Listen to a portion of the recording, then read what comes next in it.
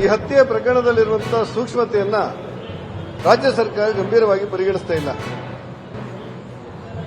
ಸುಹಾಸ್ ಶೆಟ್ಟಿ ಅವರ ತಾಯಿಯವರು ಹೇಳ್ತಾರೆ,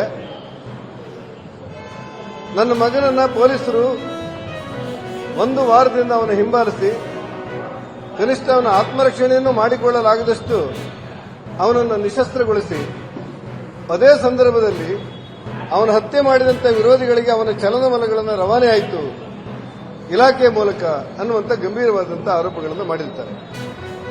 ಆ ಹಿನ್ನೆಲೆಯಲ್ಲಿ ಇದನ್ನು ರಾಷ್ಟ್ರೀಯ ತನಿಖಾ ದಳ ತನಿಖೆ ಮಾಡಿದರೆ ಮಾತ್ರ ಅಪರಾಧಿಗಳನ್ನು ಕೂಲಂಕುಷವಾಗಿ ಪರಿಶೀಲನೆ ಮಾಡಿ ಕಾನೂನು ಚೌಕಟ್ಟೊಳಗೆ ತರಲಿಕ್ಕೆ ಆಗ್ತದೆ ಅನ್ನೋದು ನಮ್ಮ ಭಾವನೆ. ಎಲ್ಲಕ್ಕಿಂತ ಹೆಚ್ಚಾಗಿ ಮಾನ್ಯ ಗೃಹ ಮಂತ್ರಿಗಳು ಪರಮೇಶ್ವರ್ ಅವರು ನ್ಯಾಯನಿಷ್ಠುರವಾದಂತಹ ಕ್ರಮಗಳನ್ನು ಕೈಗೊಳ್ತಾರೆ ಅಂತ ನಾವು ಭಾವಿಸಿದ್ದೆವು. ಆದರೆ ಗೃಹ ಮಂತ್ರಿಗಳು ಮತ್ತು ಉಸ್ತುವಾರಿ ಮಂತ್ರಿಗಳು ಕನಿಷ್ಠ ಅಲ್ಲಿಯ ಜನಪ್ರತಿನಿಧಿಗಳನ್ನು ಕರೆದು ಸೌಜನ್ಯಕ್ಕೆ ಮಾತಾಡಿಸುವಂತ ಕೆಲಸಗಳನ್ನೂ ಮಾಡಿಲ್ಲ. ಅಲ್ಲಿರುವಂತಹ 8 ಜನ ಶಾಸಕರಲ್ಲಿ ಇಬ್ಬರು ಕಾಂಗ್ರೆಸ್ನವರಿದ್ದರು, ಸ್ಪೀಕರ್ ಸೇರಿದಂತೆ. ಅವರನ್ನು ಸೇರಿದಂತೆ ಎಲ್ಲ ಎಂಎಲ್ಎಗಳನ್ನ ಎಂಎಲ್ಸಿಗಳನ್ನ ಕರೆದು ಮಾತಾಡಿ ಇದರ ಬಗ್ಗೆ ನಿಮ್ಮ ಅಭಿಪ್ರಾಯಗಳೇನು, ಶಾಂತಿ ಸುವ್ಯವಸ್ಥೆಯನ್ನು ಕಾಪಾಡುವುದು ಹೇಗೆ, ನಿಮ್ಮ ಸಲಹೆಗಳೇನು ಅಂತ ಕನಿಷ್ಠ ಕೇಳುವಂತ ಸೌಜನ್ಯವನ್ನ ಗೃಹ ಮಂತ್ರಿಗಳು ಮತ್ತು ಉಸ್ತುವಾರಿ ಮಂತ್ರಿಗಳು ಮಾಡಿಲ್ಲ. ಬದಲಾಗಿ ನೋವಿನ ಸಂಗತಿ ಅಂದ್ರೆ ಆ ಹತ್ಯೆ ಮಾಡಿದಂತ ಆರೋಪಿಗಳಿದ್ದಾರಲ್ಲ ಅವರ ಬಗ್ಗೆ ಸಹಾನುಭೂತಿ ಇರುವಂತಹ ವ್ಯಕ್ತಿಗಳ ಜೊತೆಯಲ್ಲಿ ಸರ್ಕಾರ ಮಂಡಿಯೂರಿದ್ದು ಬಹಳ ನೋವಿನ ಸಂಗತಿ ಅಂತ ಅನಿಸುತ್ತೆ.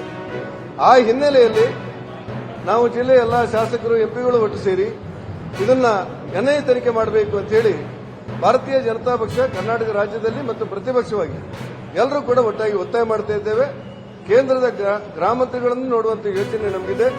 ನಾನು ರಾಜ್ಯ ಸರ್ಕಾರಕ್ಕೆ ಸಿದ್ದರಾಮಯ್ಯನವರಿಗೆ ನೀವು ಸಾಮಾಜಿಕ ನ್ಯಾಯದ ಬಗ್ಗೆ ಮಾತಾಡುವುದು ಮಾತ್ರ ಅಲ್ಲ, ಇದರ ಬಗ್ಗೆ ನಿಮ್ಮೇಲಿರುವಂತಹ ಆತಂಕ ನಿವಾರಣೆ ಆಗಬೇಕಾದ್ರೆ, ನಿಮ್ಮಲ್ಲಿರುವಂತಹ ಅನುಮಾನ ನಿವಾರಣೆ ಆಗಬೇಕಾದ್ರೆ ಇದನ್ನು ಎನ್ಐಎ ತನಿಖೆಗೆ ಒಪ್ಪಿಸಬೇಕು ಅನ್ನುವಂತ ಆಗ್ರಹವನ್ನ ಮಾಡ್ತಾರೆ. ಇವತ್ತು ಪ್ರಶ್ನೆ ಎದ್ದಿರ್ತಕ್ಕಂಥದ್ದು ರಾಜ್ಯದಲ್ಲಿ ಕಾಂಗ್ರೆಸ್ ಸರ್ಕಾರ ಬಂದ ನಂತರದಲ್ಲಿ ಸಿದ್ದರಾಮಯ್ಯ ಮುಖ್ಯಮಂತ್ರಿಗಳಾದ್ಮೇಲೆ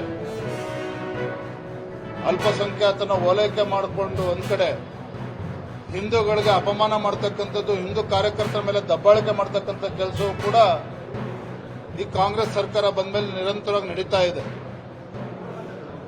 ಇವತ್ತು ದಕ್ಷಿಣ ಕನ್ನಡದಲ್ಲಿ ಅಥವಾ ರಾಜ್ಯದಲ್ಲಿ ವಾತಾವರಣ ತಿಳಿಯಾಗುವ ನಿಟ್ಟಿನಲ್ಲಿ ಇವತ್ತು ಸರ್ಕಾರದವರು ಕ್ರಮವನ್ನು ಕೈಗೊಳ್ಳಬೇಕು. ಈ ರೀತಿ ಹಾಡು ಹಗಲಿನಲ್ಲೇ ರಾಜ್ಯದಲ್ಲಿ ಇವತ್ತು ಬರಬರ ಹತ್ಯೆಗಳು ಆಗ್ತಾ ಇದೆ, ಕೊಲೆ ಆಗ್ತಾ ಇದೆ. ಮಂಗಳೂರಿನಲ್ಲೂ ಕೂಡ ಅವತ್ತು ಸಂಜೆ ನಡೆದಿರ್ತಕ್ಕಂಥ ಘಟನೆ ಪ್ರತಿಯೊಬ್ಬರು ಕೂಡ ಇವತ್ತು ಬೆಚ್ಚ ಬಿದ್ದಿದ್ದಾರೆ. ಅಂದ್ರೆ ಕರ್ನಾಟಕ ರಾಜ್ಯ ಇವತ್ತು ಒಂದು ರೀತಿ ರಣರಂಗ ಆಗ್ತಾ ಇದೆ. ಕೊಲೆಗಳು ಅಂತಕ್ಕಂಥದ್ದು ಬಹಳ ಸಾಮಾನ್ಯವಾಗಿ ಬಿಟ್ಟಿದೆ ಕರ್ನಾಟಕ ರಾಜ್ಯದಲ್ಲಿ. ಮೈಸೂರಿನಲ್ಲಿ ಆಗಿರ್ತಕ್ಕಂಥ ಘಟನೆ ಇರ್ಬೋದು, ಹುಬ್ಳಿನಲ್ಲಿ ಇವತ್ತು ಬೇರೆ ಬೇರೆ ಕಡೆ ಪೊಲೀಸ್ ಸ್ಟೇಷನ್ ನುಗ್ಗಿ ಯಾವ ರೀತಿ ದಾಂಧಲೆ ಮಾಡ್ತಿದ್ದಾರೆ, ಪೊಲೀಸರು ಕೂಡ ಇವತ್ತು ಧೈರ್ಯ ಕಳೆಯುವಂತ ಕೆಲಸ ರಾಜ್ಯ ಸರ್ಕಾರ ಮಾಡ್ತಾ ಇದೆ. ಹಾಗಾಗಿ ಇವತ್ತು ಕರ್ನಾಟಕ ರಾಜ್ಯದಲ್ಲಿ ಇವತ್ತು ಕಾನೂನು ಸುವ್ಯವಸ್ಥೆ ಅಂತಕ್ಕಂಥದ್ದು ಸಂಪೂರ್ಣವಾಗಿ ಇವತ್ತು ಹದಗೆಟ್ಟಿರ್ತಕ್ಕಂಥದ್ದು ನಾವೆಲ್ಲರೂ ಕೂಡ ನೋಡ್ತಾ ಇದ್ದೇವೆ. ಮತ್ತೆ ಯಾವ ದೇಶದವರಿದ್ರೂ ಕೂಡ ಅದರ ವಿರುದ್ಧ ಒಂದು ಕಠಿಣವಾಗಿರ್ತಕ್ಕಂಥ ಕ್ರಮನ ಕೈಗೊಳ್ಳಬೇಕು ಅಂತೇಳಿ ಅಪೇಕ್ಷೆ ಎಲ್ಲರದ್ದು ಕೂಡ ಇದೆ. ಸಾರ್ವಜನಿಕವಾಗಿ ಎಲ್ಲರೂ ಕೂಡ ಮಾತನಾಡ್ತಾ ಇದ್ದಾರೆ. ಹಾಗಾಗಿ ಇಂತಹ ಸಂದರ್ಭದಲ್ಲಿ ನಮ್ಮ ಹೆಮ್ಮೆಯ ಪ್ರಧಾನಮಂತ್ರಿ ನರೇಂದ್ರ ಮೋದಿಜಿಯವರು ನಮ್ಮೆಲ್ಲರೂ ಕೂಡ ವಿಶ್ವಾಸ ಇದೆ,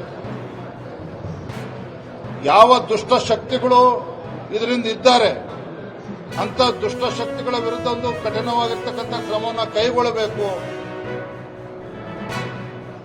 ಇಂಥ ಸಂದರ್ಭದಲ್ಲಿ ಈಗ ನಿನ್ನೆ ದಿನ ಪ್ರಧಾನಮಂತ್ರಿಗಳು ಘೋಷಣೆಯನ್ನು ಕೂಡ ಮಾಡಿದ್ದಾರೆ. ಇಡೀ ದೇಶದಲ್ಲಿ ಇವತ್ತು ಈ ರೀತಿ ಒಂದು ಡ್ರಿಲ್ ಆಗಬೇಕು ಅಂತೇಳಿ ಘೋಷಣೆ ಮಾಡಿದ್ದಾರೆ. ಯಾವುದೇ ನಿರ್ಧಾರವನ್ನು ಕೈಗೊಂಡ್ರು ಸಹ ಪ್ರಧಾನಮಂತ್ರಿಗಳು ಈ ನಿಟ್ಟಿನಲ್ಲಿ ನಾವು ಭಾರತೀಯರು ಪ್ರತಿಯೊಬ್ಬರು ಕೂಡ ಇದಕ್ಕೆ ಬೆಂಬಲಿಸ್ತೇವೆ, ನಾವು ಎಲ್ಲರೂ ಕೂಡ ಒಗ್ಗಟ್ಟಾಗಿ ಇರ್ತೇವೆ ಅನ್ನೋ ವಾತಾವರಣ ಈಗಾಗಲೇ ದೇಶದಲ್ಲಿ ನಿರ್ಮಾಣ ಆಗಿದೆ. ನಾವು ಸ್ವಾಗತ ಮಾಡ್ತೇವೆ.